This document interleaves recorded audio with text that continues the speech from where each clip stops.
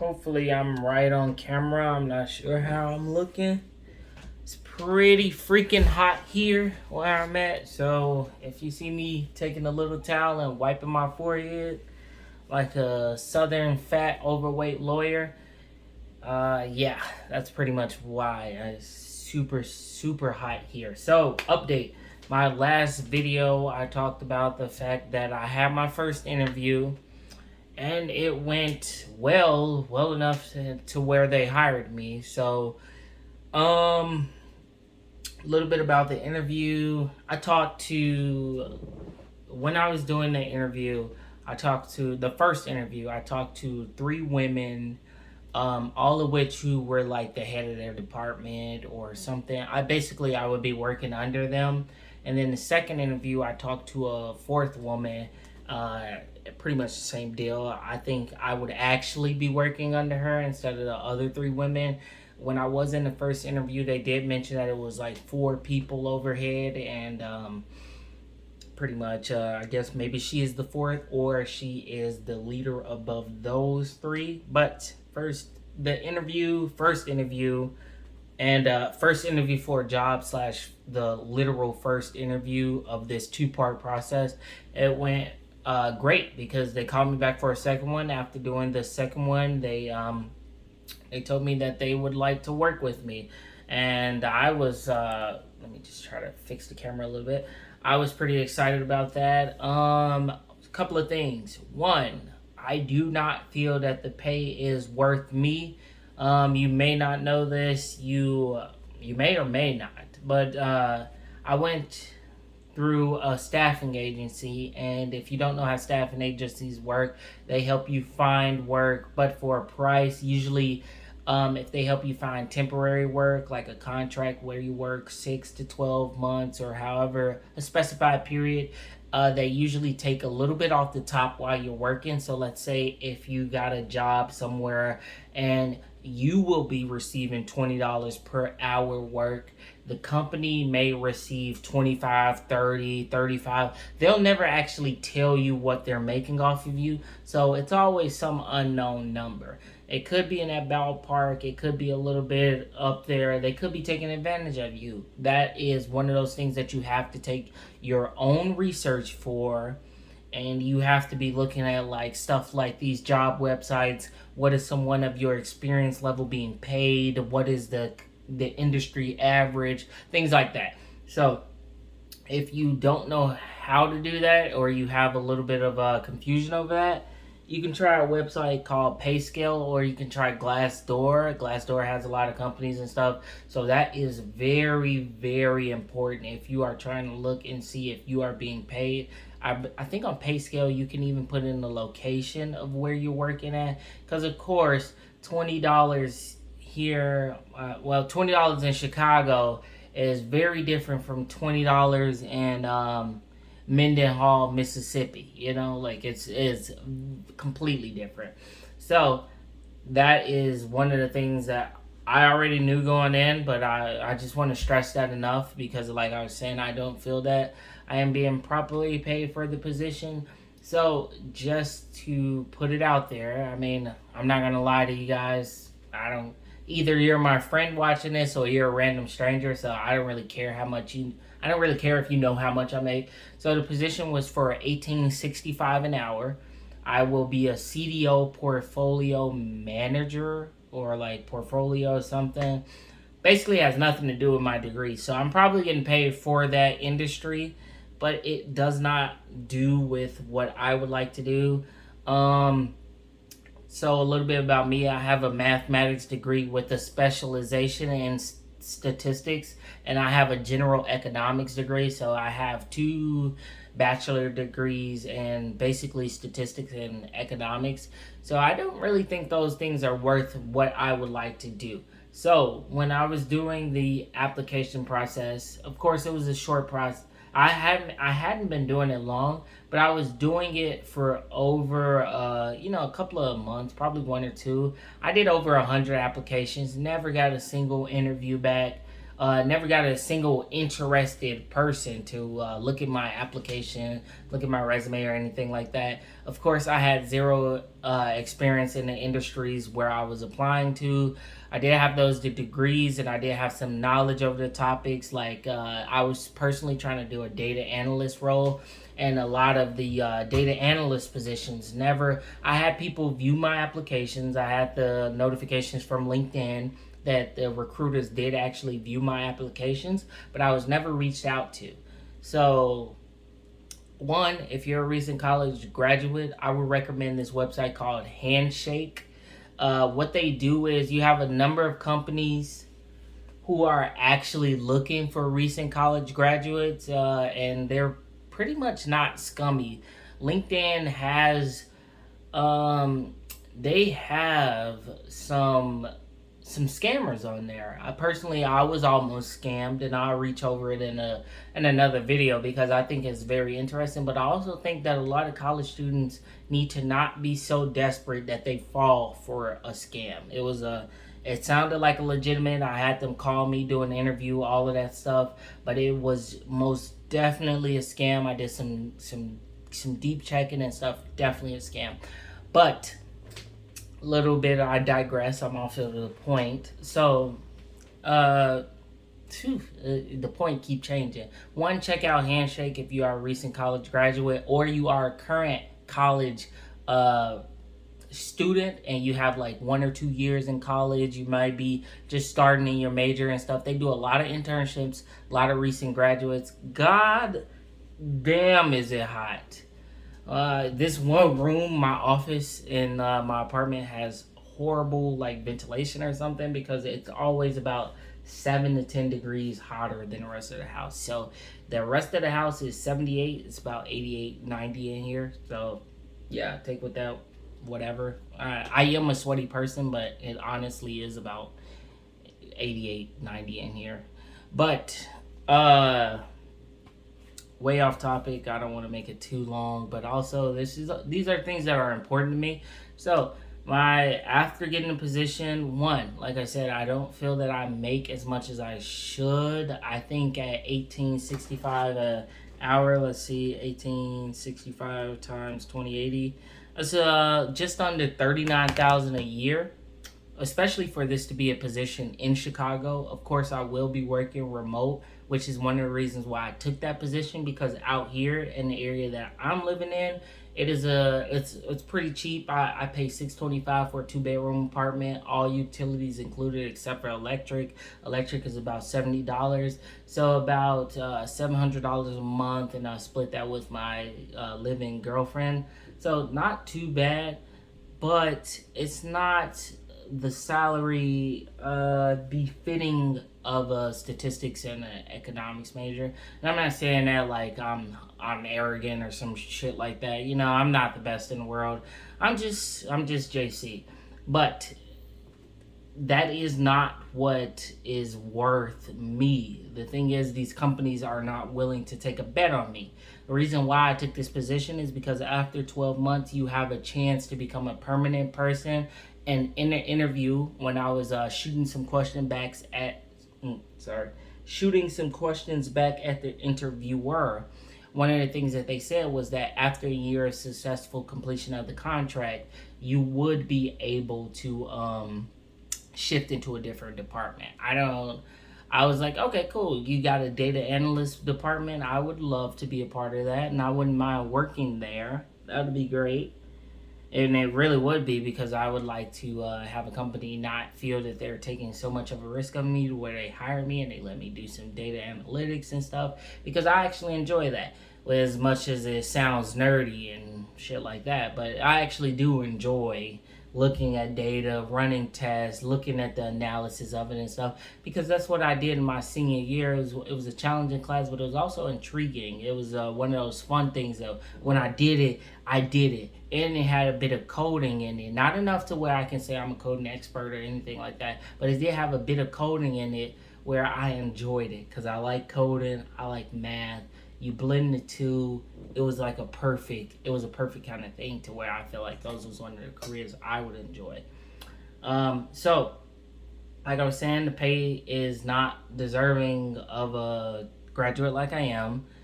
It is a little bit. The position doesn't necessarily go with what I want to do, but I'm looking at it as a stepping stone. If I don't like the job, I'll probably do at least 6 months because I want to have experience with a credible company. I don't want to say what company I'm at just in case it causes some weird shit, but I am at a very large bank in the US, one of the well known, nationally recognized banks. So I want to do that position. I want to get some credibility on myself, and then I want to try reapplying because right now on my resume, although it is a very good resume, it lacks experience. Like I have Amazon as a warehouse associate, and I have Walmart as a store as a stocker. You know, those are two things that just honestly they don't speak much to what I want to do.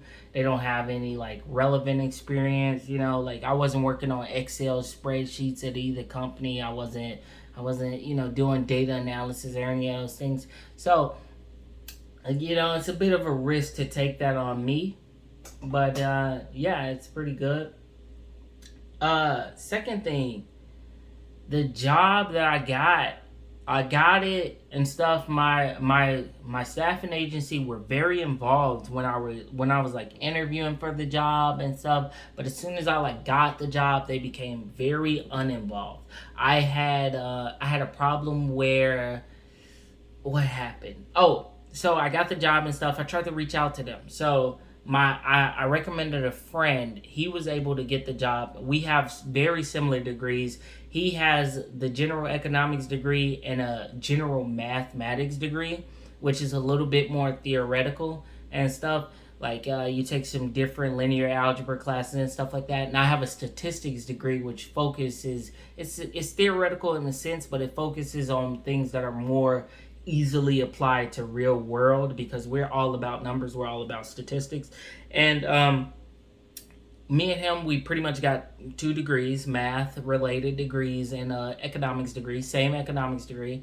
And when he did the position, I recommended him to the actual lady that I interviewed with and stuff. And they sent him a thing. It was a little bit different, so it could have been an error. They sent him something for a project coordinator, and his pay was about $22 an hour. So I felt that it was a little bit weird that I was being paid $18.65. He interviewed for the same position and was being offered $22. It could be a little bit of an error in there because my stuff was a CDO portfolio analyst versus project coordinator. So it could be some difference in there. That was one of the things that I was a little bit worried about because if one staffing agency was willing to pay $22 an hour and the one was paying $18.65 an hour, I'm busy, give me a second, and they're both making the same amount of money. So let's say if it was like $28 an hour for the position, that would mean that the people are basically making an extra $10 an hour off of me for every hour I work. So if I work 40 hours in a week, they made $400 extra off the top of my head off me going in simply because they helped me find the job, which I understand that they have to make money, but I also don't want them to be making too much money to where it's taking advantage of me. So if the position was something like that, he was basically making about 18% more, which is it turns out to about like 7,500. And if that was enough meat on the bones for the other company to still be making a profit versus what they're doing to me, that means they're probably making like 15,000-20,000 off of the top of my head, which becomes a point where I feel it's greedy and you're taking too much. So not sure yet because of that little error there, but just one of those things you need to watch out. You have to understand that these staffing agencies, yes, as they find you work and stuff like that, they are not in your best interest. They will want to make as much money off of you as possible. Just to give an example, my mother, she worked through a staffing agency as a project manager, pretty seasoned, and she was looking to get out of the game. She was about at like $35 an hour or something around there. And she called them and she was like, I don't want to do this. She talked to some people she was working with and they were making good money. And she was like, the only way I'm going to do this job is if you pay me like $55 an hour. So she did like a $20 jump an hour. And they was like, okay, yeah, we can do that. We can do that. Which means that they were making even more off of her. So when she was working for about $35, they were probably, I don't know how much they're making, but let me just throw out a number. They were probably making $80, $85 off of her. So when it shortened down to them just making 55, okay, so 85 minus 35, they were probably making like $50 off of her an hour. And when she said, I want $55 an hour, they probably was like, yeah, we're cool with making $30 off of her an hour because that's good money. So that's just one of those things that you have to look out for. These companies are not in your best interest. You are the only person that will be in your best interest. No company will give you the market rate. No company will say, yeah, you've been working here 10 hours. Let me keep you up with the thing. No, they're going to add 2 to 3% onto your salary, whereas the market might be growing 10%, something percent a year. So you might find yourself working at a company for 10 years and then the new guy comes in a position similar to yours, and they're making more than you because you did not jump companies. These companies don't love you. You're not a family. You're not any of those things. You need to use these companies like they will use you. They will always be making money off of you, or else they wouldn't hire you. And they will always be making more money than you ask for, or else they would fire you. So just keep that in mind. If you think that little 3% raise is something, it's not. It's nothing.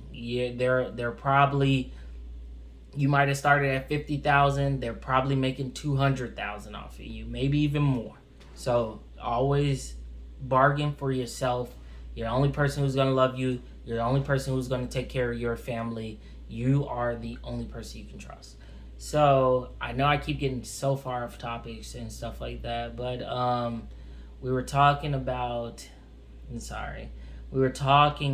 how the interviewing process and stuff like that. So my real estate, my agency, they started to stop replying to my messages. I called them out about the pay and stuff, didn't reply to my messages. I left voicemails and stuff. I didn't get any calls back. I didn't know any information. Today was the day I was supposed to start my position, but I didn't even start it. I didn't start my position. I didn't get anything. I didn't get any information until I reached out to the lady who I interviewed with, and she's told me like, yeah, your start date got pushed back. I'm changing it to July 5th, July 6th. That's when you'll start. And yeah, I have this information, and we'll be sending you your laptop probably today if we got your right address and stuff like that. All of the information you would think that the people who brokered this thing with me would hire me, and they would fill me in. I'm reaching out to them and stuff, but they're not doing that. They don't argue on your behalf. They simply have a list of clients who trust them. They connect you with those list of clients. Once you get connected, you are on your own. They don't look out for you. They don't do anything for you. So and they make money off you. So it's like a horrible double threat, probably triple threat, but two of those things were very similar, so I'm gonna take that out. So it's one of those things where you need to use them as much as they use you. You know, like if you need a quick job that meets your demands, they'll probably find that for you. But if you need something where you have money coming in, and you have those things, you want to fight for yourself. You want to put in that work. You want to do those same kind of things. That's one of the experiences I learned. So hopefully this video is a little bit helpful. It's so rambling to where, like, I will say ask me any question. I'll probably make a follow-up video, or I'll be in the comments and I'll answer anything.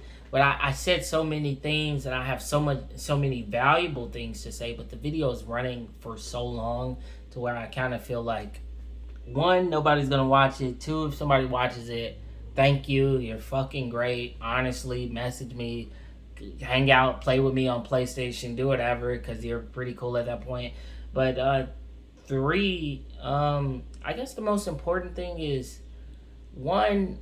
It's a couple of lessons that I learned. I'm not gonna say one important thing. One, have a goal. Have what you're gonna say and be a little bit flexible on that goal. I had a goal on the amount of money that I was planning on making, and clearly I shifted on that. So one, have a goal. Two, use these companies as much as they use you. Do not get committed to a company. Do not get taken in by the allure of, oh, one day you might be able to move up, blah, blah, blah. No, those people hire outside people probably like 80% of the time before they hire 20% of the inside people who have those things. They say, oh, this outside person got a master's degree and they did 4 years with our rival company. Screw the person with a bachelor's degree who did 10 years in our company working their way up. They're a loyal grunt soldier. They won't quit. We'll still have them and all of their experience, but now we get to snatch up this new talent. Don't fall victim to that. So I know I'm just not getting into it, but don't fall victim to that specifically. With everything I've learned, you don't want to do that. So that's 2 points. 3, no one's going to bargain for you like how you need to bargain for you. If a company tells you that they're going to, especially a staffing agency, if you're in those 20s, 30s, 40s, they're making good money off you. They're not just making $3 off you. They're not going to take that small chunk of profit when they know that you're worth so much more. So if you're at a job and you have like comfortable stability or something, like maybe you got some money saved up, it might be worth it to play the staffing agency a little bit. Call them back on like the day before you're supposed to start, maybe the weekend before you start. Give them some time and say, hey, I accepted another job offer paying, I don't know, like increase it probably not something too substantial, but increase it probably like 7%. Like if you were at 20 or something dollars an hour, maybe call them back and say, hey, I just accepted a job and it's paying $23 an hour, and it's a great opportunity for me. Will you guys match that? Or like I would prefer to not like break this relationship that we have. Will you guys be willing to match that rate? And they're probably gonna fold. Like if they're not, they, shit, play it again, try to get better luck next time. But if they are, you got like an 89 times out of 10% chance of increasing your salary, moving to that new job you like, and doing those things. So do I have a last point? I don't think I do. But again, if you made it to this point, I'm thankful that you did. I know it's a long video. It's probably not interesting. Not everybody's looking for a new job and all that shit. And probably not everybody's going to be receptive to the information that a 22-year-old is dropping on them. But thank you. And just in case you are not, this is one last fact. People who job switch every 1 to 2 years in their industry make on average 50% more than the people who stayed there. So if you've been working at a company for years and years and you're making $50,000, odds are someone who has the same work experience as you and has been job hopping and switching and stuff, and they come to your company, they're probably making $75,000, because companies do not, as much as they say they value loyalty, they only do that if they are moving you up in position. They're not moving you up. They only about 1% of people can move up. So it's not a sustainable system. They're probably not going to move you up, for one. They're going to say, this person loyal, they've eaten so much shit, and they don't quit. They're going to stay here. All we got to do is throw them a little bone, little 2-3% raise every 1 to 2 years. They're going to stay. And we're making $250,000 off of them. Let's snatch up this new talent who's not going to come here unless we pay them that's something nice. So just do not. Always job hop. Don't get this company loyalty thing out of your head. They're probably not going to pay you great. If you're at the top of the pyramid, cool, stay with them. If you're at the bottom of the pyramid, keep hopping, keep moving. Just keep moving. That's the best thing I can say. Keep moving. No company is loyal to you. You got to be loyal to yourself. You got to do what's best for your family.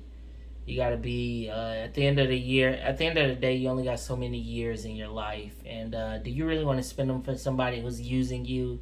They don't really value you? Or do you want to spend it for yourself? I mean, the only person who's going to value you is you and loved ones. That's it for this video. If you liked anything I said, just, I don't know, leave a comment. I don't care if you like. I don't care if you subscribe. Just leave a comment. I really need to start doing these videos more frequently, and I'm going to try to. So thank you. If anybody believes in me personally, that's a huge fucking reward that someone believes in me, and I'm nobody.